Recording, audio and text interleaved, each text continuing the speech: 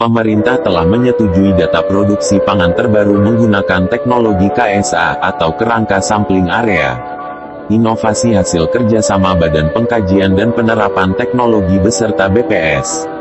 Penerapan teknologi kerangka sampling area ini berbeda dengan metode yang selama ini digunakan. Aplikasi metode KSA untuk mengukur produktivitas dan luasan panen padi, mulai dari persiapan lahan, fase vegetatif awal sampai panen, sehingga data produksi padi diharapkan menjadi lebih akurat. Sebagai dasar dalam perencanaan dan pengambilan keputusan strategis di sektor pertanian, maka validitas input data yang digunakan harus benar-benar faktual dan terjamin. Penggunaan basis data, validitasnya tidak boleh diragukan, karena akan menjadi permasalahan atas kebijakan pemerintah di bidang pangan. Validitas data merupakan kedekatan antara nilai yang diperoleh dari hasil pengukuran. Pengukuran yang dilakukan haruslah merupakan tindakan yang jelas, tata cara, terinci urutan dan prosedur operasionalnya. Sehingga langkah-langkah pengukuran tersebut dapat didefinisikan, dengan tiada kekaburan. Jadi gini, kerangka sampel area sudah penetapan nasional 2018 yang lalu.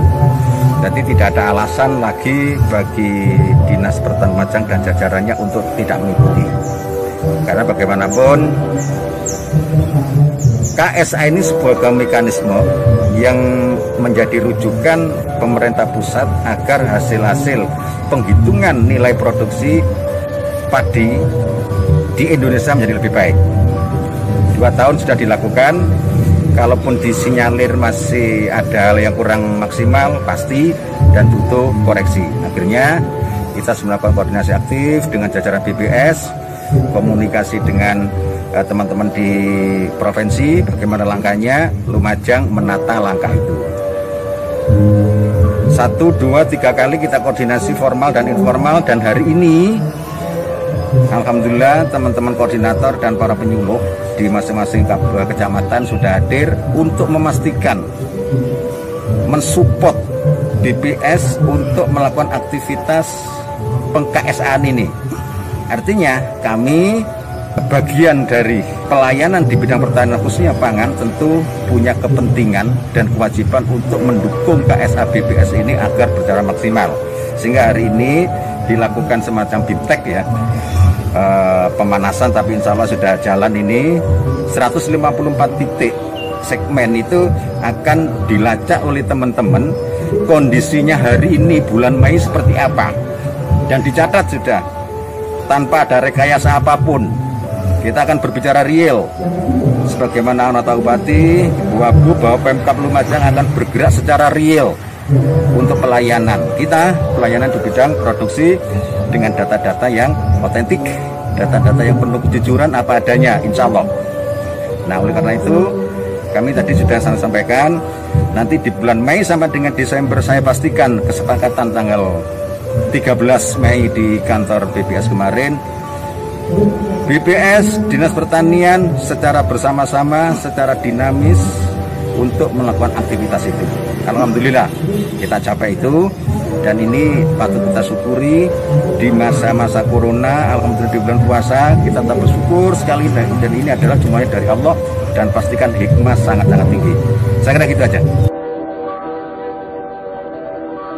Kemajuan pembangunan pertanian di Kabupaten Lumajang membutuhkan sebuah perencanaan yang matang. Perencanaan merupakan hal yang sangat penting dan mendasar dalam tercapainya program kerja pemerintah di sektor pertanian. Salah satu komponen terpenting dalam sebuah perencanaan adalah tersedianya data yang berkualitas. Data akurat dan proporsional akan memberikan gambaran yang jelas mengenai program kerja apa saja yang harus dan menjadi prioritas untuk segera dieksekusi di lapangan. Tentunya, sebuah program yang dapat menuntaskan masalah dan kendala yang terjadi secara real. Terlebih Presiden sudah menandatangani Perpres Nomor 39 Tahun 2019 tentang Satu Data Indonesia. Keberadaan aturan data ini bertujuan agar pemerintah dapat mengumpulkan data dalam satu pintu yang akurat, mutakhir, terpadu, serta mudah diakses dengan menerapkan prinsip data terbuka dalam merilis data, yang bertujuan untuk meningkatkan transparansi dan akuntabilitas, serta untuk meningkatkan partisipasi masyarakat dalam mengawal proses pelaksanaan pembangunan pertanian. Dari Lumajang, Damar Lindung, Tim Liputan Diperta TV melaporkan.